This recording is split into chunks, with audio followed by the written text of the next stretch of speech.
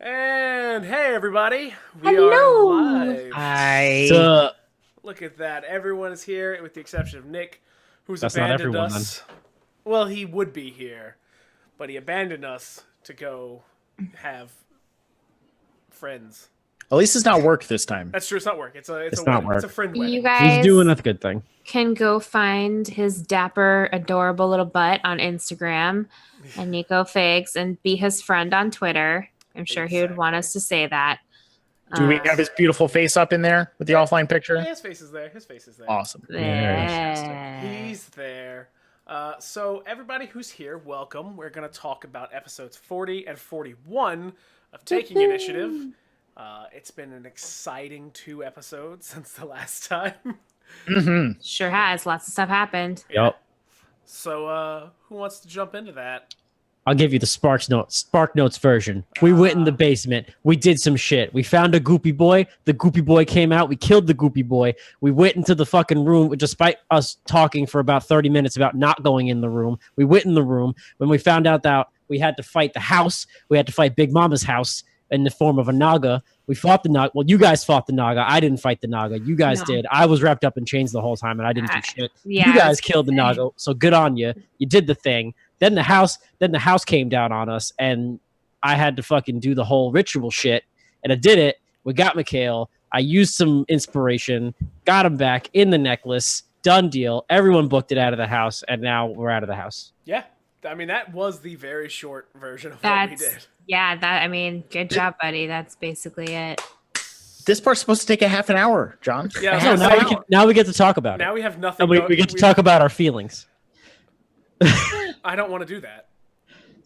So we're going to talk about our feelings. How did you guys feel about I already these said last 2 no. episodes? I said no feelings talk tonight. This is all feelings. Go back to the beginning. Yeah. Basement. The beginning. Basement. Okay, so you guys enter Barovia. No. Too far. Too far. Okay. So yeah, beginning of the episode, you started in the basement in the ritual room. Not the ritual room. The room with all the ritual-esque items. Yes. That were there. And then you saw what in the module book calls Lorgoth, the Shambling Mound. But I had to change stuff up. Mm-hmm. Because you guys been in the house before, and I can't do the same house twice. So let's make things interesting. I still wish that it was Lord Goth and it was an edgy teenager, but you didn't fulfill that wish, so... No, but I was expecting for that to come back up, and it unfortunately did not. Yeah, I was trying to roleplay seriously. So where you know what show we're on, Drew? I don't know what you're talking about. Don't fucking lie. I am a wonderful actor. I will say we do balance the serious and the funny moments. Normally it's Nick that kind of throws a little wrench in there and causes us to goof off for a bit. That's true. But we need that. We need that for this module. That. Nick is a jokester. He's a funny boy. He's our class clown, basically. We all have moments, though, where we kind of go off the rails. I think John's just been editing one of our more recent episodes that we'll be putting out. We had to cut some shit out. A little bit. Yeah, we did. Things got very funny, but also deeply inappropriate to put on our podcast. Yeah, no. This is not Talking about some daddy issues. Yikes. This is not episode 40, but I do want to say, if we want to talk about feelings, I was very disappointed when I failed to hit the broadside of a house. You did. Episode 40. That was episode Horribly 40 or 41, right? 41, yeah. It's the 41. 41. Oh, yeah. We were I fighting failed to hit the Morgoth. broadside of a house, and that's Yeah. depressing. You did. Yeah, 40 is basically us arguing about how we were going to do it Yeah. for much. a very long time. Yes. Yeah, we were all like, can we do the thing from outside the room? Do we have to walk in the room? We don't have to walk in the room, right? You can do it from out here. No, we have to go in the touch room. that? It ruins the joke slightly, Drew, but you didn't miss hitting the house. No. I know. It's an Yeah. armor thing. The armor, I didn't actually damage it. I just don't want Crust to seem inefficient at his job. Listen, Crust's job is to sneak around and say yes, dear, to his wife when she wants him to do something. You miss the house, you spin around, you land on the floor, and you sit and pout. And I will just say that us arguing about what to do or prevaricating or hedging and doing that kind of nonsense. Keep that in mind, guys, for the rest of our curse Yes, of God. the Because rest. Well, listen, Just the- because Josh remembers how we do that and punishes us for it. well, you know, one of us has lost multiple characters and got real tired of it real fast. Oh, you finally learned? No, not at all. That's called progress. No, I haven't learned. I'm still gonna do stupid things. It's not the planning that I will punish you for. I love planning. You all know me. I am all about strategy and sitting down and going, okay, let's do A, B, C, then D. Though D and D, that doesn't really work very well. It's the arguing. It's the arguing and the like supreme derailed way of planning that I know it's not going to come back unless I go, Hey, come we back. got a follower. We got a follower. Oh, hello, new follower. Hola, ¿cómo estás? So, yeah, I don't. That actually got cut down pretty hard in that episode, if I remember Are right. you on fire? What the fuck? I'm always on fire, baby. Oh. No, I just blew out a candle. Oh, okay. Listen, Just saw smoke. I was like, it's You know, that's just me. That's all me. So, John, the hot stuff over there. approximately how many minutes of content of planning did you cut out of the episode? A lot, actually. Probably close to like 10 to 15 minutes of just Yeah. nothing and thinking. Yeah. I was listening to the episode back and I was like, this felt longer. because we it recorded it. was. And then I was like, oh, Bucky probably cut out about 20 minutes of us being like, no, I don't know if we can do that or what. Yeah, I mean, we are cowards to a degree. What was it? What was the TRT down to when we finished, Josh? The TRT of 40? Yeah, no, 41. Of 41? 41 was approximately an hour. Okay, because I think when I started, I had like an hour and a half. Oh, I was talking about 40 because 40 was all the planning. 40. Oh yeah, 40 was definitely like probably close to like an hour 10, hour 20 when it started. Yeah, I'm pulling up the Reaper file now, and 40 came out to, with end credits, 45 minutes. Yeah, probably close to like an hour 10 then. Yup. Much arguing. A lot of nothing. A lot of arguing, a lot of nothing. But you know what? It ended well. It was stressful in the end. That is for sure.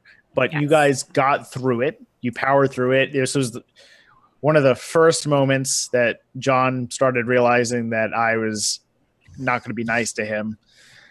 You never are. That.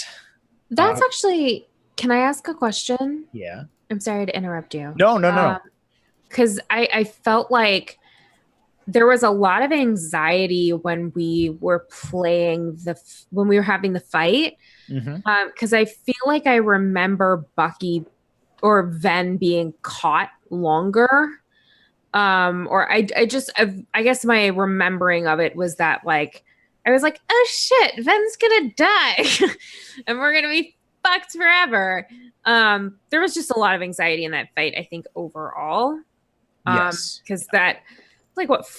How many points of poison damage? Like 40 points of poison damage and like 30 points of lightning damage. I mean, that was one of the first instances that we had like that kind of damage count right off the gate. So I think we were like, oh shit, no. So that I wasn't sure how that fight was going to go because, as I was saying before, Lorgoth in the book is the Shambling Mound, and I wanted to pay homage to that thing because I was alluding to it in the first arc, and that it was there. It was that kind of massive heap that was in the corner that no one thankfully messed with. But Shambling Mound is like a challenge rating 3, if I remember correctly, or 4 or 5. Like it's in that range. I think it's a 3. Okay, so in a party of level 2s, that's scary as hell, but you can run away from it easily because it kind of sludges along. And the point is to get the hell out of the house. Actually, no, now that I'm thinking about it, I think it's a 5, actually. That's what makes it so scary. There we go. So it's terrifying. And also the house and the damage I was putting out and that kind of stuff, that's in the book of like what you're doing when you're running out of the house if things went a different way. So because Mikhail ended up doing what he did in episode 9, you guys circumvented that completely. But you got to experience it here, which was also, again, paying homage to how it was initially built. So I wanted to build something that wasn't a challenge rating 5 against a party of, what was it, 6 or 7 people at that point because of Ismark. Mhm. So that's where Lorgoth came from. And I took it being a Naga and all that kind of stuff was completely out of the book. So if you look at the book, it's not going to be in there. But I constructed it in a way that the house can change because of the Naga and the magic around it and give it a little bit of purpose. But that was going to be a hard fight. And the Shambling Mound, I thought was going to give you a little bit of a problem, which it didn't because you smushed it. So thankfully you did that because it looked like Lorgoth was a little bit more powerful than I was anticipating. But it went really well. You guys did work. I mean, it went one way. Nobody died. That's true. You got knocked unconscious, but Okay. Yeah, but that's just something you I bounced do. back. And I bounced back because Krusk has a magical wedding ring. So, you know. And also, you could have bounced back because of your half-orc ability. Mm-hmm. Yep.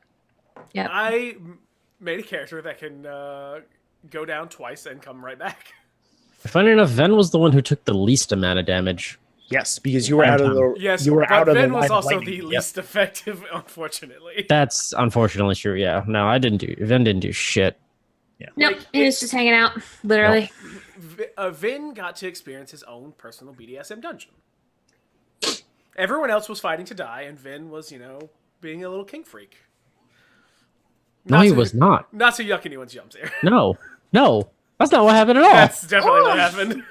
Okay. Am I not into that. Am I misremembering what happened?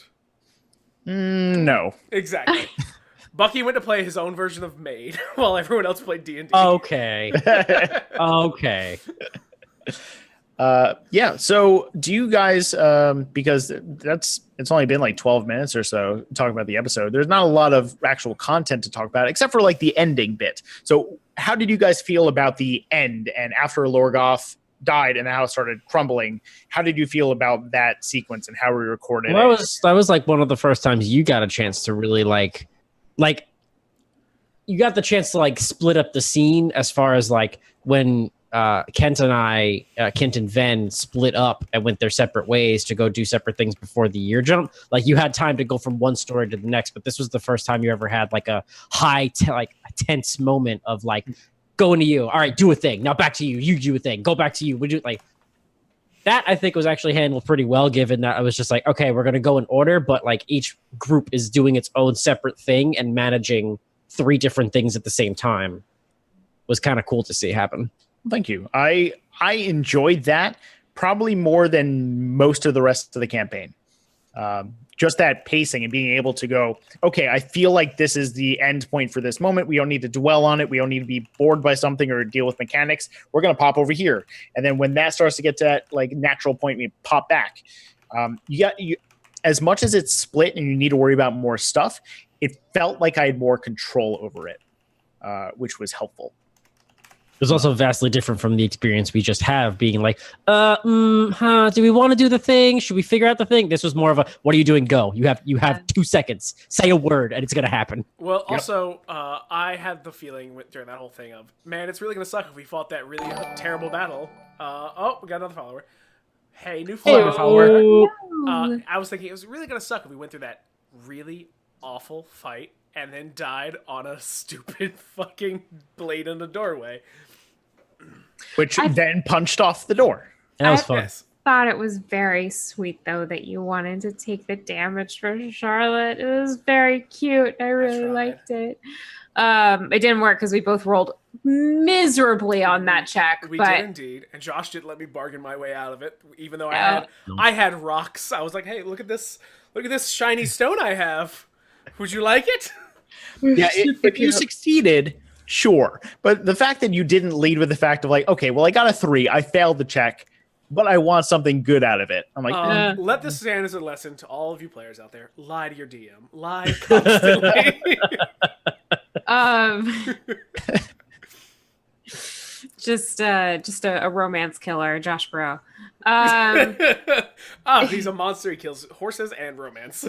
Send by my girlfriend. Thank you. Appreciate that. Guys, just a pull behind the curtain. At one point, I was telling something Josh very romantic, and he had his head resting on my tummy at the time. And as I was like this natural point, he was like, I feel like you and I are having 2 different conversations. And I was like, oh shit. like, are we not on the same page about stuff? And he was like, your stomach is making the most insane noises as you're talking. He was like, how did you get the entire film of Tremors in there? Romance over. It was gone. It was gone. It was super Romance serious. over. Yeah. I swore that I was like, never saying anything romantic ever again. I mean, it was Proud of impressive. you. We got Kevin Bacon to show up. Proud of What you else is Kevin Bacon really doing, though? Let's be fair. being Kevin Bacon. I was so mad. Yeah. Kevin But Bacon's he's got to make a paycheck. What are you talking about? No, he just is. He brings home the bacon. Oh, good lord. Get the fuck out. All right. Okay, anyway. Romance killer Josh Perault, said with full authority by his girlfriend. But the other thing was interesting for me is that I don't have the same emotional connection to Mikhail that everybody else in the party did. So I was like, okay, it's outies time. Bye-bye. So my experience with that was a little different from To be fair, everybody I'm not sees. entirely sure why everyone else has that connection. And this is me as a terrible human being going, you guys knew Mikhail for approximately like 12 hours total. well, I know where it came from Donna's perspective, because you and Donna were very close at the time. It was her real first time playing. She liked your character, so in character, it bled over from player. And when this is my best friend now, to make it a little bit more fiction, she was insane because of that house. So she's just like, friend, this is a new friend for me. I'm going to embrace this friend. She still has invisible Bartholomew on her shoulder the entire time. No, I mean, for her, it definitely makes sense. For Kent and Vin, it makes kind of sense because we had the unspoken backstory where we had gone on at least one mission together. Yes. For Ven, it was more of just a breaking point because in his backstory prior to meeting Kent and Mikhail, he went on several missions doing other things, and for the most part, a lot of the people he was with and trusted and made friends with all died. And he was kind of sick of his party members consistently dying over and over again. And this was one of those ones where he's like, nope, not again. We're going to fucking fix this shit. I mean, to be fair, if I was in some sort of crazy murder house and somebody killed themselves for me, I'd have some feelings towards that. Yeah, true. And honestly, that gave it such a new flavor to that game that I've talked about this a couple times. I forgot where. But for us, since we're running a module, we need to make it ours because it's a show for people. And if you play the game at home and we play the game and it's basically the same game, that's why we have the homebrew classes. And the Death House itself is pretty by the book because it's also my first time DMing. So the fact that Mikhail died in there, that became a major plot point. It gave us something unique to run with. So as much as it was sad, I'm glad we went with it. Also, the note of when we initially started recording, it was not initially going to be a podcast. It was just us playing and recording. So there was no real need to pump up the Death House beyond what it was. And we did play a little bit. We mentioned this in a way earlier talking initiative, that we did play a little bit further and then had to go backwards and re-record because we didn't record that content and I changed everything over. Yes. So we brought Mikhail back almost immediately through Madame Eva, but completely changed that up. Yep. Which I'm glad we did because it gave it a little bit more purpose. I wasn't there for that. No, also, if everyone had died trying to rescue Mikhail's soul, I would have screamed at all of you. It was a 32 episode gap between you leaving and you coming back. Yeah. Yep. Bi-weekly? That's over a year that you were just gone. Mm-hmm. I mean, unrelated to this, I realized today that we have basically we've known everyone on the Spark Network for almost a year at this point. Like, it doesn't feel like that amount of time, but it has been, don't. It's been, like, almost a year knowing everyone on the network, and it doesn't feel like it's been a year. No. It's been a very interesting year, though, but it does not feel like a year.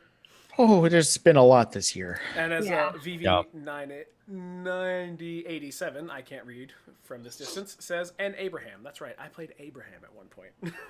That is true. Morgan That was the wants to dark forget times.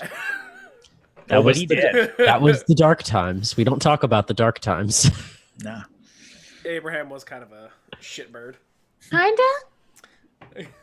Abraham was a shitbird. There, you happy? Yes. This much of a Yes. shitbird. He was a real shitbird.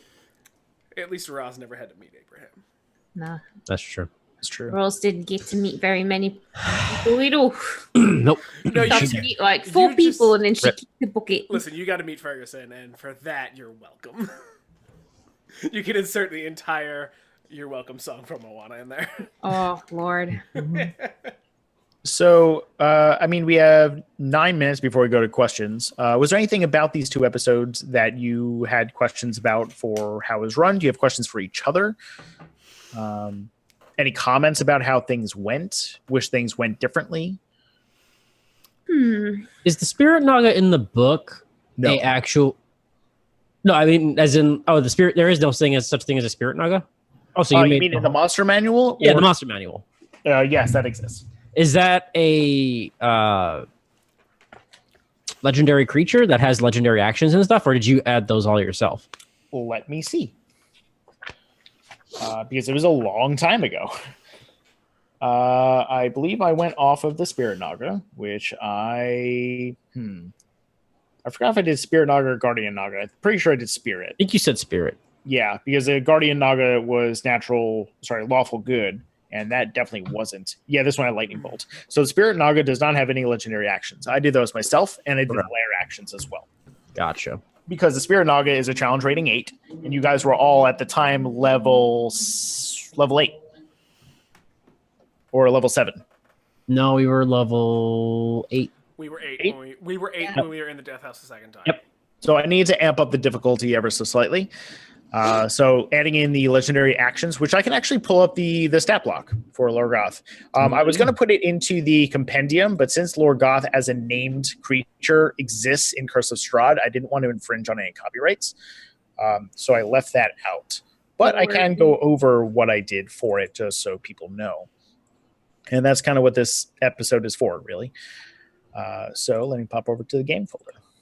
And Curse of Strahd, and Lorgoth. So the legendary actions that they had was either a bite attack, a move, and the move consists of moving from wall to wall, or to cast a cantrip. And casting a cantrip costs 2 legendary actions, because cantrips at that level can be pretty nasty, because there's a 10th level spellcaster. The lair actions, the first one was the 1d4 chains coming down and causing you to make a grapple check. That's what screwed Ven over. Yeah, thanks. Thanks for that. The second one was the spirits of the house become visible. That's what caused the perception check thing to happen that I think Krusk and Charlotte were able to navigate through. Otherwise, you had disadvantage on attacks.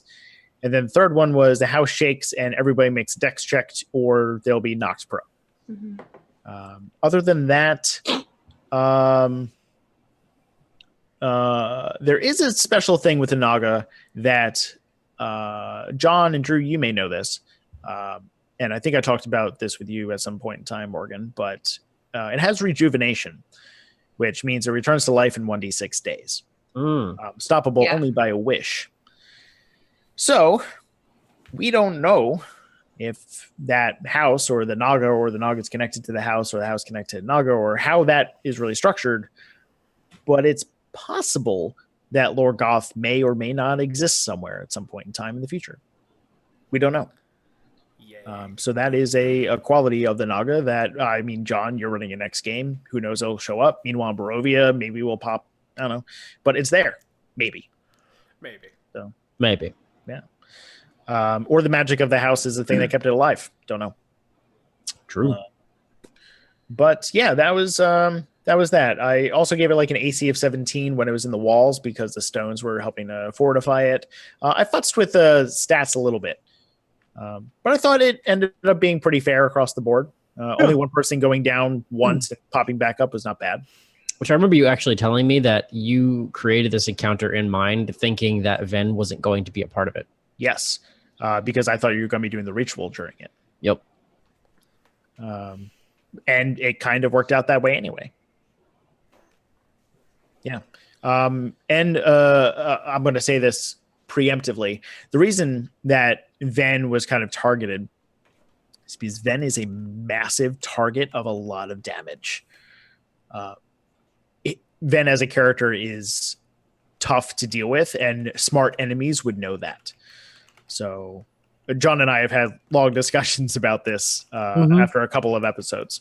But just something to note for the future of like, hey, why are you picking on John? I'm not. Because I can fly. It's every time he pops the wings. You'll notice that every time he pops the wings is when the enemies go, ooh. Oh, you can actually reach me? No, fuck that. Oh, no. You fly fast, you do a lot of damage, you can't do it. Honey. Quote unquote me And now journey. that's going to be stuck in your head for the next 5 weeks. Yeah.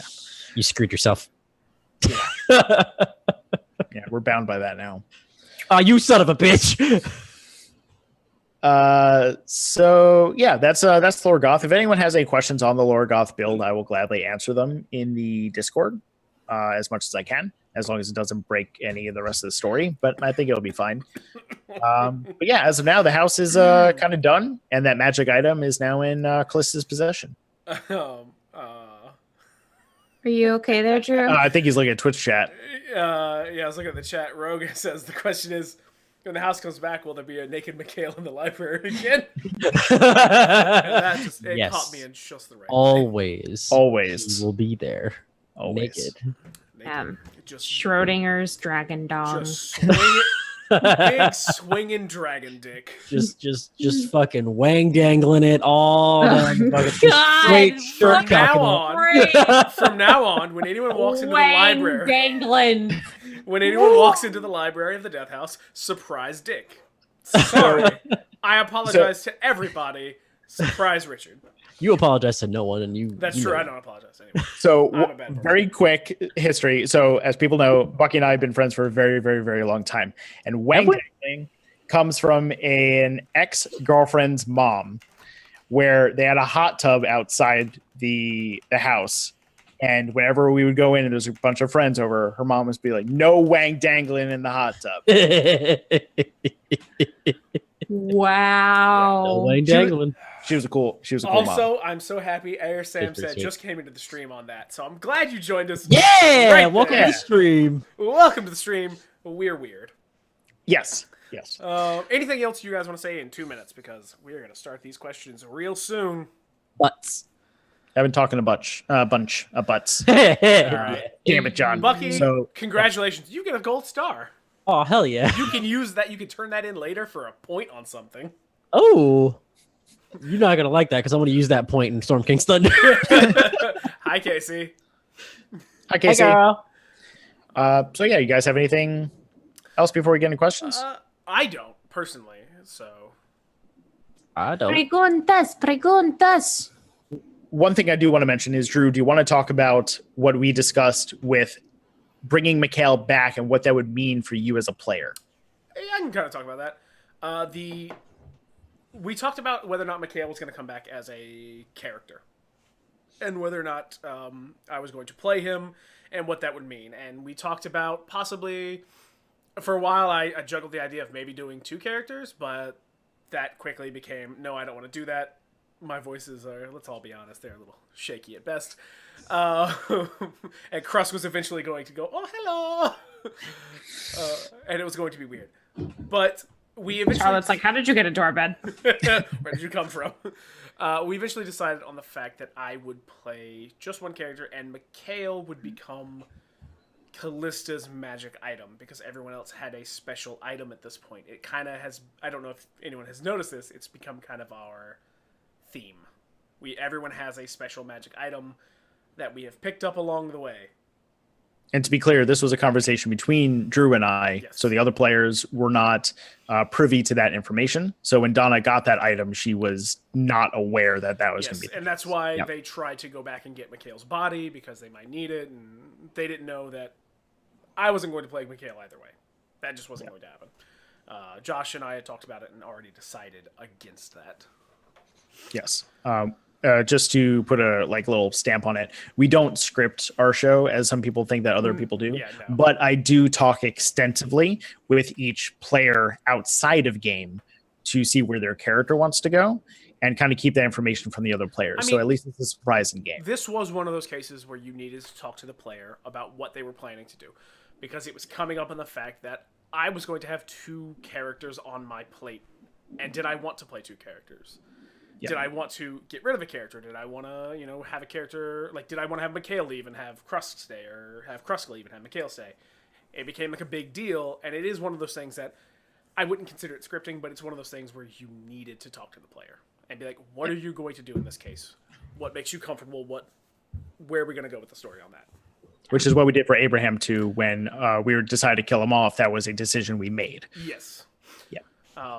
So it was a conversation. I fully expected what was happening, so I was not shocked. And as I've said before, go for the story. I would much rather have a good story than anything else.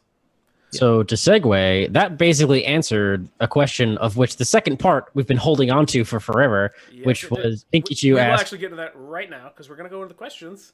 Yeah, By the so there way, you go. Morgan, Bucky, questions are in the chat if you want to go look at the thing. Oh, I sent you the link in the chat. It's in the... no, yeah, I got Okay, that open. cool. I got that open. All right, so Pinky. I, Drew, am never going to play more than one character.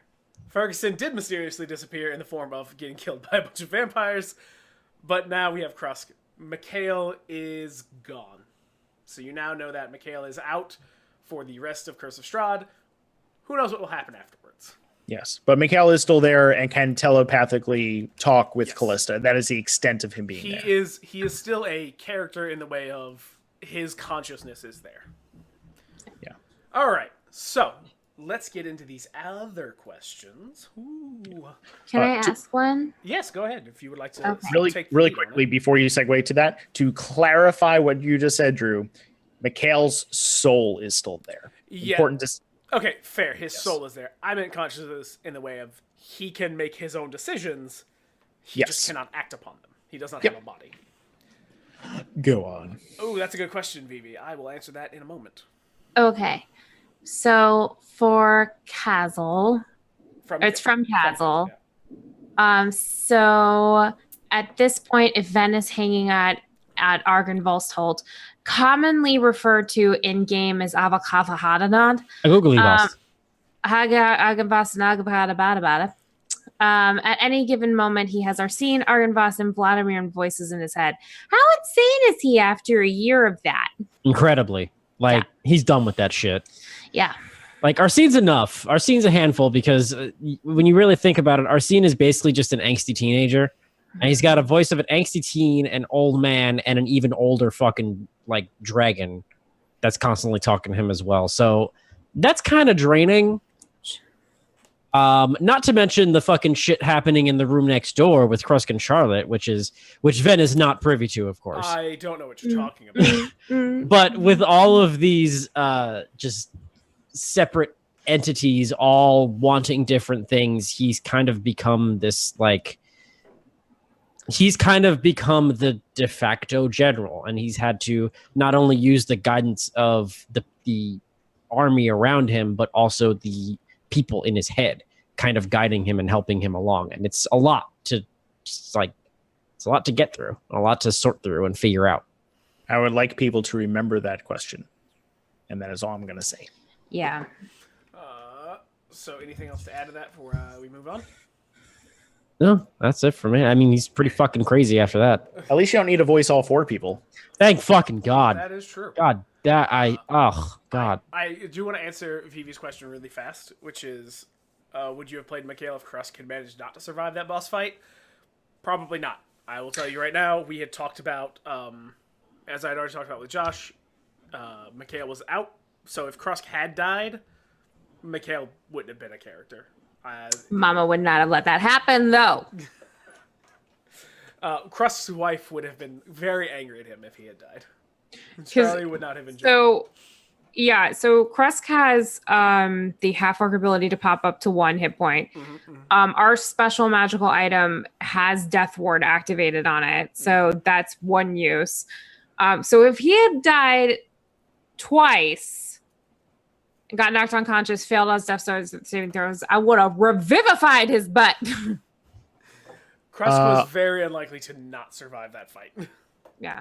Also, this was the first time I believe that the magic item for you two was revealed. Yes. Yes. Yeah. And I think we were actually planning on keeping it kind of secret for a while, but boy, was that That had not other plans. Very true. Yeah, because I think we expected, obviously the telepathic link was something that everybody knew about because we had been chatting over it. But no, I don't think people knew until exactly that moment. And people won't know the full extent of that item until much later. Yeah. It's a very good item. It will be in the compendium at some point when our month is concentrated on Charlie or Krusken or both. I'm not sure what that month will be, but it'll be in the compendium at some point. Yeah, well, it's bomb. I'm personally going to say it should be Charlie and Crust because I feel like they are a character together almost. They're a unit. Anyway, let's move on to another question. So this is from Rogue 2015. For Josh, how did it feel to make Donna/Callista cry at the end of episode 41? I wasn't expecting tears, but these were good tears. So this was a joyous occasion because she was crying because she got her friend back. And that feeling to give a character that, as we said before, is over a year that Mikhail was gone and became this main quest and it had this full circle arc, and Donna disappeared for a while and then she came back in time to get her friend back. And it just went absolutely full circle. It felt fantastic to close that arc. Also, I think she was a little drunk at the time, so that's possible. yeah. But even so, drunk or not, crying at that moment, you got a real emotional reaction out of something. Yeah. Yes, like that's always a good thing as somebody when you're running a game, getting that actual real emotional reaction. Yep. Sometimes, when everyone's in the same sad spot, it just feels good as a camaraderie of we're all like in this moment together, and it's a good moment to look back to. But especially in Strahd, looking back at a moment of joy for once. But also, Great. Even just like I said, like when you're running a game and you get somebody to feel not just feign the emotion, not just role play the emotion, but feel the actual emotion you're going for. You're actually hitting that story mark of being like, you should be sad because of all these reasons, and I didn't lay them out. I built this thing for you, and you actually feel sad or happy or angry or whatever. It's such a good feeling. Yes, I got the reaction I wanted, whether it was a party or a single person or whatever. Yeah, I should try harder with Morgan because she normally doesn't give her emotions during a game. Not at all. Morgan is actually just deadpan the entire time. I'm very circumspect. I like to hold things in. Yeah, all the time. Yeah. If we did live recordings of this, like we did with Meanwhile, you would all see Morgan making so many faces. And waving her gay pride flag yes, a lot. That happened. The game that it was at the end of the end of Gunman Comes Around, where Celeste and Morgan just kind of chilling off to the side watching. The facial expressions of them two, and then Nick joining in the interim. Nick has some great ones. It's glorious. Yeah. My favorite of him is going all the time, just like offended. Yeah. Oh man. So many facial expressions, so many gasps. I got to make that gif from Podcast Waterdeep too. So much yelling happens that gets cut out. That's true. That is very true. We yell a lot, honestly, behind the scenes at each other about various things. We yell a lot. Now, granted, I don't think that's particularly odd necessarily for a gaming group, but there's a lot of just like, don't you fucking do that. Yeah.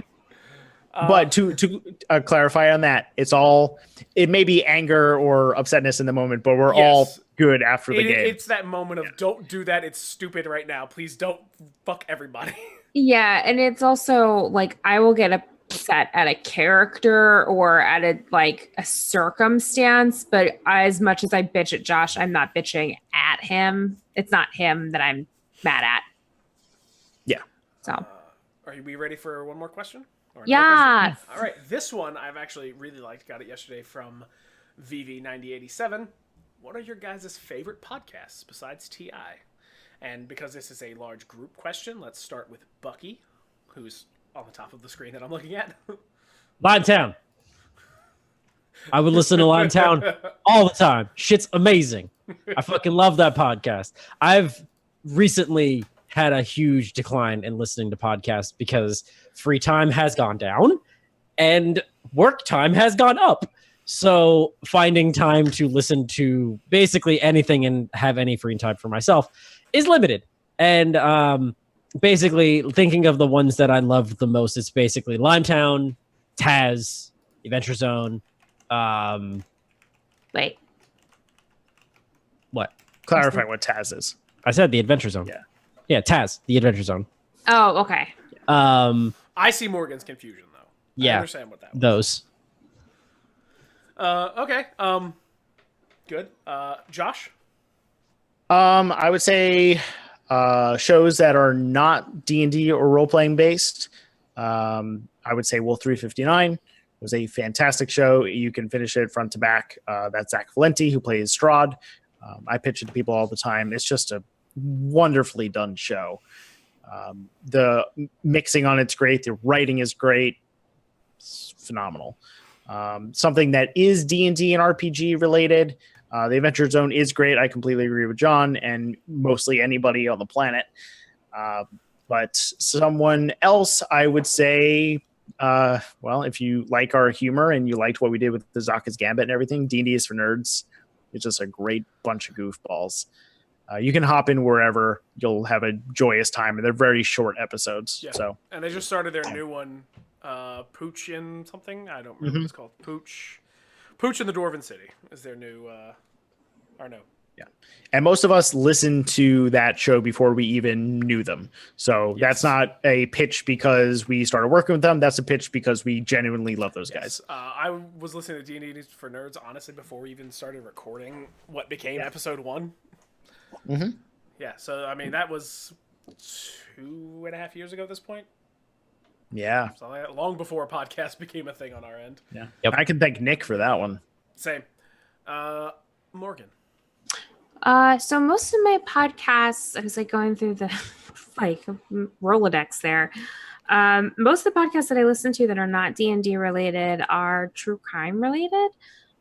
So if you're looking for amazing investigative journalism, not just about crime, but about police work and about the legal system, In the Dark is outstanding. It goes over one crime a season and just meticulously goes into every aspect of it. It's phenomenal. I listen to My Favorite Murder, which is a fun true crime podcast, comedy podcast about murder. I listened to it for the first time with you the other day, and I admit it's really funny. It is funny. Yeah.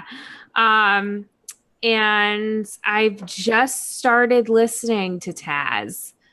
I think I'm just about to close out the Pedals to the Metal chapters. So I've been enjoying that. And other than that, I listen to a lot of Pod Save America and get angry. Good answers. I also asked all of you first because I had to stall because you had to get the scroll. Yeah. Listen, I've been scrolling down these podcasts and I still don't have an answer. You have enough that if you made a Google Doc, you'd have to make a second one to fill it. I'm currently at 42 that I'm subscribed to. That's not counting the ones I've unsubscribed to because they stopped producing anything. They're just done. But I will say, favorite non-D&D related one is System Mastery. It's two guys who review old role-playing games and talk about the real big problems with it, with a lot of things. They talk about the good ideas, the bad ideas, all that stuff. They also have several other shows, including they review movies and they read Star Wars expanded universe novels and talk about those chapter by chapter. Very funny. Not D&D as well, but Actual Play Film Reroll podcast is great. You should all check that out. It's a bunch of people playing. They take movies and play them in GURPS. So instead of being scripted, they just let the dice decide what's happening. Also, Vivi, I like that. That's a number I can get behind. Please send me all of your podcasts so I can add them to this list. Oh, you should have 6 less though than that number because he has 75 podcasts. Yes. And that would be nice. Have 6 less, and then he'd be nice. I'll work on getting that the sex number as it were. Actual D&D ones I kind of moved away from, but I will always say Taz. Like, I love Taz. I love the McElroy boys. They're good boys. And then everyone on the Spark Network, please go listen to them because they are doing phenomenally. Which, by the way, Josh and Bucky, I found out from Valanda, don't quote her on this, she said she thinks Monday is our episode. Yay! She thinks Ooh. Monday is our crossover episode. Oh, yes. Yay! She's Prepare for ridiculous She's shit. not it's fucking 100% fun. sure, but she thinks so. It was so fun. Vivi, you can send them to me on the Discord. I'm more than happy. You can just DM me. It's fine. I don't care. Can I ask the next question? Go for it, man. Wait, all right, Josh, what do you want to say? Really quickly, I want to say that it was announced that Lauren Peterson from Nerds on Roll will be playing in a game on the Greyhawk channel Yes. with Chelsea, little red dot that Bucky plays with on Mondays for Ted's Nerdiversion stream. That was a lot of names and places in one thing. Hold on. That's cool. Hold on. It took my brain a second to remember Little Red Dot is her Twitter handle. And Yes. I was like, wow, Josh, that's real rude of you to just call someone a Little Red Dot. No, that's her name. That's her branding. That's what she goes by. But then I was like, nope, wait, that's what she calls herself on Twitter. Never mind. Questions. Yes, Go, questions. Josh. Let's go. So this is a really serious question. This is from Ivor. Josh, when are you introducing mayonnaise to Barovia? Never. No, hold on. It will not show up. You know, It had enough time. you know, And also, I will just say this. I'm not going to ruin anything because this can span the entire 10 episodes of Podcast of Waterdeep. I had to deal with that shit in Podcast of Waterdeep too. you know what, Josh? I'm just going to say it's really so rude good. of you to not give us the chance to explore mayonnaise in Barovia. I love I'm mayonnaise. perfectly happy with that mayonnaise never being. We have found the Right. argument that Krusk and Charlie always have. He has mayonnaise on his sandwiches, and You know she what? hates it. Barovia is the kind of place though that like every meal is that gross ass fucking Russian salad, which is like the pasta salad with mayonnaise. That's how miserable that place is. That's what that's like. But I don't want it mentioned near me. I don't want to hear it. I don't want to be around it. I Barovia don't is want people thinking about it. Barovia is the kind of Oh, place man. where the only dipping sauce they give you is mayonnaise. Ugh. And it's I mayonnaise that's hate been it. left out. No, unrefrigerated. sir. The only way I make 10:47. that okay is if they had ketchup and then I make Russian dressing. No, Drew Tillman and Bucky. No, If you I like want your Russian mayo dressing. fix, go listen to Azaka's Gambit, where to quote Adam talking to Zamet, that's foul. Zamet. foul, disgusting. Hey, Josh, would you Yeah. like to ask one of the questions before we I would. go down a rabbit there you hole go. of yelling about how disgusting mayonnaise is? About mayonnaise. I will not ask a question about me to me, so we'll leave that for something That does else. seem a little Okay. weird. I will say.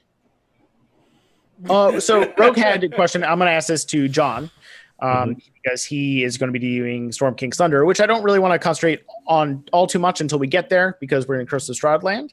But Yeah. we'll answer a little bit of questions here and there when they come up. When we start Storm King's Thunder, this is from Rogue 2015. Will we be starting from level 1 again or somewhere higher? You will all be starting at level 1. Start over fresh. We're gonna start over brand new. I personally wanted to do that. I know a lot of the stigma behind, hey, starting at level 1, you don't really get to do much. It's not entertaining to listen to, or like at least from a combat standpoint.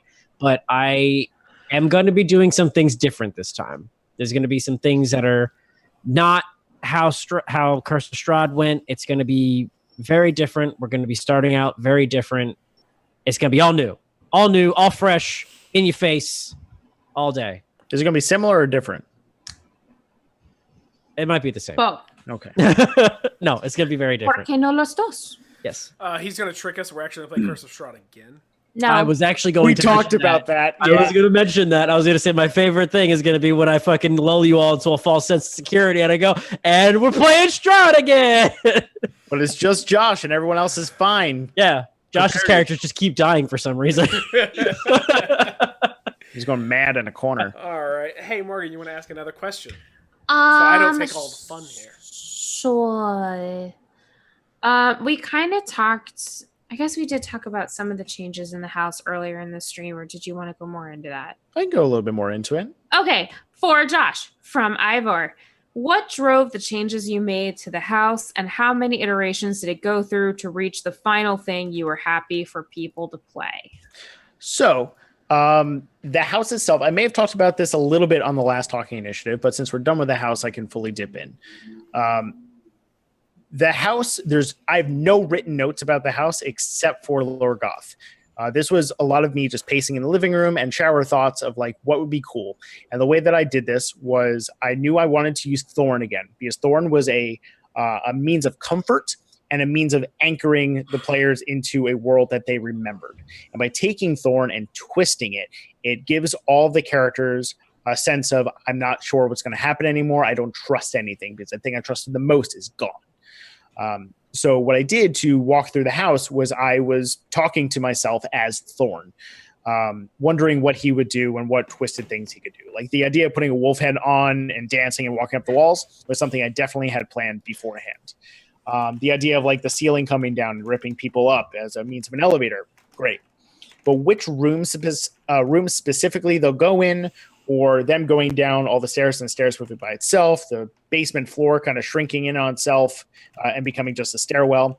A lot of that was improv on the spot because what I wanted to do was look at how everyone was feeling, seeing the emotions that were going on, wondering how they were talking to Thorn, if they were following him, if they weren't, and making decisions on the fly.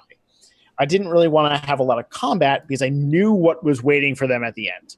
Lorgoth was going to be a powerhouse, and there was no way this party was going to be resting in this house. It was not going to happen because they just want to go in, get it done, and get out. So I didn't want anything to really hinder that last moment because if everyone died in the house, that would have really sucked. So in short, a lot of improv, no notes, but just a lot of talking to myself. So iterations didn't really go through. It just was the thing it became. And I was happy with how it came out. There you go. Cool. Let's see. We have time for at least one more. If you don't mind, Drew, I want to expand to John about the campaign for the next one, just because it's here. Oh, please go ahead. So this is from Kit Battlebeard, our good friend Kit, who we got to meet at Gen Con. Hey, Kit. What about the upcoming campaign are you excited about? And I'm sure this applies to everyone, but John, what are you excited about in particular? Well, besides playing Strahd again, I definitely think the thing I'm most excited about is honestly you guys. Like, you guys and the character ideas that you've come up with and the things you've approached me about has gotten me fucking pumped for what's going to happen. And it's basically like you've given me such amazing inspiration to work with that now that I'm in the DM chair, and I'm sure Josh understands where this comes from, it's that terrifying moment of like, oh man, all this stuff is so cool. How do I continue to make it cool? Bucky, this is probably not the best time to tell you, but we all quit. We're just... We refuse to play any games with you. Oh my god, I can sleep? No, you still have to run the game. We're just not involved. We've hired surrogates for ourselves. I don't understand how that works. We're paying them in pizza. Oh shit. Yeah. Oh shit, do I get to run a game for Kitten and Gav? Because hell yes, I want to do that. Yes. I want to do that. The cat will not roll dice at all. That's She fine. will roll her little mouse though, and however many times it squeaks, that's what she rolls. That's There you fine. go. I'm okay with that. So sorry to tell you that we've hired surrogates, and we That's won't be fine. returning to the table. But yeah, that's probably what I'm excited about most is for the audience to meet this group of individuals, and I will not go any further than explaining that because goddamn. It's a bunch. It's a bunch. Yeah. Hey. Very simply, I'm excited to play. I'm excited to play as well and see how fast I can kill this character. Let's see. I'm Just very excited to play a new character. I'm excited. I'm just excited to play again in general. We've been on a break for games for a little while, and It's been a I very miss slow rolling summer. dice. Josh got me fancy dice for my birthday. They're metal and they're really super freaking pretty. So I'm excited to use Have fun those. editing those out. Make sure you don't Uh, step on the D4 because it will go through your foot. Yes. Oh, And have fun editing out those wonderful dice noises. Those wonderful. I'm gonna be a good girl and I'm gonna roll them on things that are not gonna make that noise. We'll see. What I do is I open the player's handbook and roll on a page. I have affection for my boyfriend, and I won't do that to him. So I will continue to roll my dice in the loudest possible way, possibly over my lines. You're all welcome. well, unless I see there are Drew's things ready you're to not actually telling die. me, you're not Please sleeping do. with him. So like, No, I am not. I have but this I whole want- bed to myself over here. I wanted to share with you guys in the meantime of not playing, I've done stuff like bought this for my dice. So that's where I'm at in like withdrawal for games. I will say that this has been. We took the summer off because it's incredibly hot, and we didn't want to all die as the ACs had to be turned off. And it's been a very slow 3 or 4 months. I've had like sporadic games. The occasional game I've had that hasn't been recorded has been like all over the place. I've had a few recorded games. It's been slow, and I am going mad. I will say it's been a slow playing summer, but it's been a very busy editing summer. Oh yes, It's not like we have been kicking out. And no. We haven't just been chilling. We just haven't been playing. We've been doing a lot, just Yes. not like, D&D. Speaking of which, we have done some D&D, some very fancy D&D that should be coming out next week. Mm-hmm. And that's the and I'm sure Josh is going to go into this as we do our Rex at the end of this, which we're actually approaching. We're going to do that in a second. Actually, real fast. Everybody in the chat, type a question. Doesn't matter what the question is. When I say go, I want you to hit enter. First question that pops up, we are going to answer. So start typing. Morgan, please start talking. Bucky, let Morgan say what she water. said. No, I have to go get water because I'm about to like cough to death. Okay. Bucky, you can continue to do your game show noise if you want. I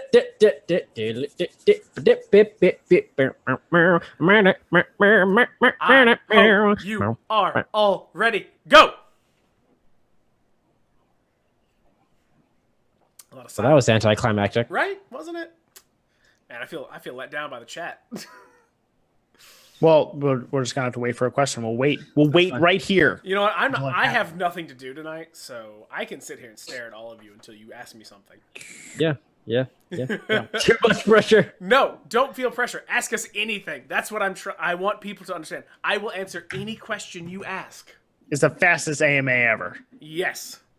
It doesn't matter what the question. You can ask me a question meant for someone totally different, and I will answer it as if I was that person. Probably won't know who that person is, to be honest. I'm very bad with names, which might just make it funnier. That's true. What was the question? Was it something We scary? don't know yet. We're waiting on the Faster. Here we go. Favorite movie. Go. Favorite movie? First question. 2005, Pride and Prejudice. All right. Grindhouse. I don't know. I'm just Martyrs, because I'm a horror boy. Holy Mountain, because I love showing it to people, making them hate God themselves. damn it, Drew! You fucking asshole! We're gonna be watching that on Couch for It at some point, and I want as many people as possible in there. So, Well, tomorrow I'm going to a bachelor party at a movie theater. I won't say which one, but it's with our friend Z and Justin, and apparently they picked a terrible, terrible movie that they're going to subject us to, and we don't know what it is. Actually, so I hope it's Miami Connection. I'm going to That announce movie's right fantastic. now. I'm going to announce right now. So everyone on the Spark Network, everyone get ready for this. In December, at some point in the holiday season, as many people as I can find from the Spark Network will be on Couch for It, talking about the same movie. It's going to be a beautiful mess. We don't know what the movie is yet, so I'm not going to announce that, but as many people as possible will watch the same movie and talk about it. I swear to God, if you make me watch The Holy Mountain again, I will actually kill you That's this time. not going to be a holiday movie. That's going to be like a random movie. Actually, speaking of, does anyone want to do Couch for my birthday? I'll have to check that. There's some very dubious faces here. Okay. Yeah. Anyway, we're approaching the end, so let's. It's 11. It's getting to be 11 o'clock. It is. Let's start winding down. Hey, Bucky, who are you? Where can we find you? I'm Bucky. You can find me here. You can also find me on Twitter at Bucky_Masters. On Monday, this coming Monday, and every other Monday, I'm over on Nerd Immersion stream playing Princess of the Apocalypse, where I play my favorite little magic boy, Ozzy. I think that's all I'm doing right now. And editing this show that you're here enjoying us. Okay, Thanks, you're not man. editing this show. This show doesn't get edited. I mean, not this show, but the show that we're talking about. Josh. Okay, this will be a little long for a minute, but we have a lot to announce. I'm gonna get a fucking drink. Yeah. I'm Josh Perault. I'm the current DM for Taking Initiative here. You can find me on Twitter at Zyroxis the Beard. That's at XIROXIS the Beard. I'm also the co-planner and co-writer for the Wizards of the Coast podcast of Waterdeep event that will be starting on Monday, September 10th, and be running one episode a day for the next 10 weekdays, and the next Friday. And every single day we'll have one episode that will be a continuous story into the next episode featuring a different DM in different groups. So we have 10 different groups of people, 10 different DMs. It was one hell of a thing. I co-planned it and co-wrote it with Victoria Rogers of the Broadswords. Our episode will be coming out on September 12th, where we have guests James D'Amato from the One Shot Network and also Kelly Lynn D'Angelo from Girls Guts Glory. I will also be on the finale episode on Friday the whatever the hell it is, Friday the 21st, DM'd by Aram Vartian with guests or players Lauren Urban or Obo Crazy, Celeste Konowich, Matthew Lillard, and Holly Conrad. So we are very excited for that to happen. Please listen to the entire thing for the entire story. You're going to have a lot of different styles in there, and we cannot wait for people to finally dip in and enjoy that.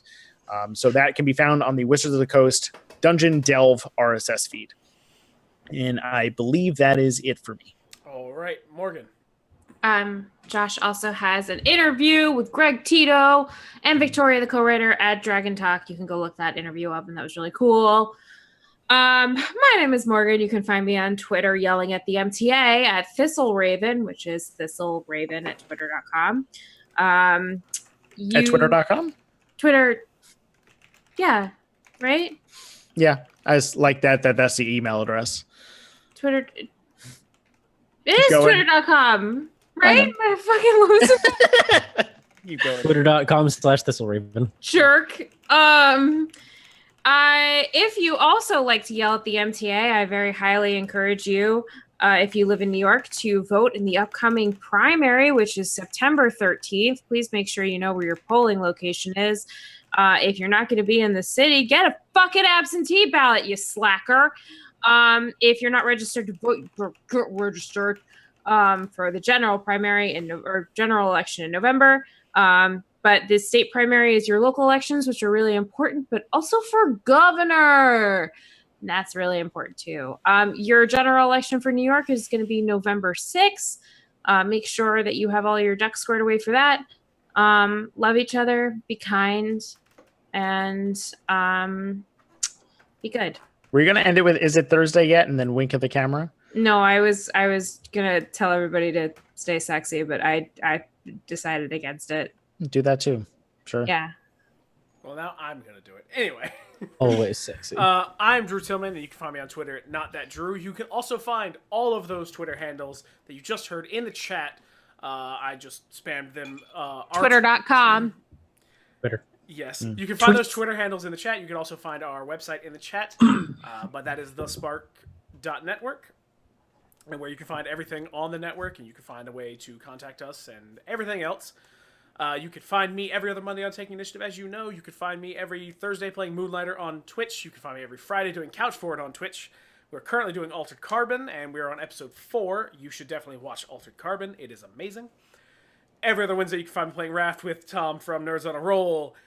I am in various other things popping up like a gremlin, and I will continue to grow my empire of random bit parts. That's all I currently have, I think. Oh, I have one more thing. If you're going to the Critical Role live show, tweet at either Josh or I, because we'll be there and we want to see your faces. Wait, when is that? October 4th. Okay. When Comic-Con. We'll discuss the thing. Anyway, also, you can find us, by the way, we need to talk about more of that privately. You can find us at Comic-Con on Sunday, yes? You can find us on at New York Comic-Con on Sunday. We will be around. You can tweet at us. You can find us wandering about the showroom floor. Please find us. Please cosplay. I won't request that. That seems like a very short amount of time to put together a cosplay. But, you know, if you do, that's great. I love it. But you can find us there. Please tweet us. You can also find at least me and Josh, definitely, at PAX Unplugged this November 30th? November 30th to December 2nd. Yes, there we go. Those are those dates. You can find us there. We will also be wandering around doing things. I don't know what's at PAX Unplugged, so I'm going to be a big fucking weirdo. And just it's not confirmed yet, so I can't give any details, but there's a possibility I'll also be doing a panel at PAX Unplugged. More information for that may come at some point. But you plan on actually being there either way, yes? Yes. Yep, okay, absolutely. So definitely at least Josh and I. Bucky maybe, Morgan maybe, don't know yet. Nick maybe, who fucking knows? But at least Josh and I will be there. You can find us. I think that's everything. Yeah. I think the only other thing was I guessed it on the Venture Maidens on Wednesday, and I'll be back on their show in 2 Wednesdays from now. So if you'd like to check out my character of Randy the Furball, who was once a horse, please check out the Venture Maidens, and maybe you should check out the Venture Maidens anyway because they're flipping awesome. They really are. They're amazing. Please go listen to them. And pretty much everyone we know we've like become very good friends with over the last year. Amazing shows. Go listen to all of them. And I guess apparently me, Josh, and Drew are going to be on a Lucky Die crossover that's getting released on Monday. It's very possible. That I just found out that it might get released on Monday. If it comes out on Monday, you should definitely listen to it because that is an episode and a half right there. Yeah. Josh, your name on Zoom is Randy, and it keeps throwing me off when I glance at it because I keep thinking, who the fuck is Randy? Randy is a very nice furball. But I love you all. Thank you for coming out. Thank you for joining us for this, and we will see you in 4 weeks for yet another Talking Initiative for episodes 42 and 43. It's going to get more wild from here, everybody. Yep, that date is October 5th. October 5th is the next one. October 5th. Stay sexy until then, and after then as well. I mean, I can't control you on your sexiness. Sorry, everyone. Okay. Bye.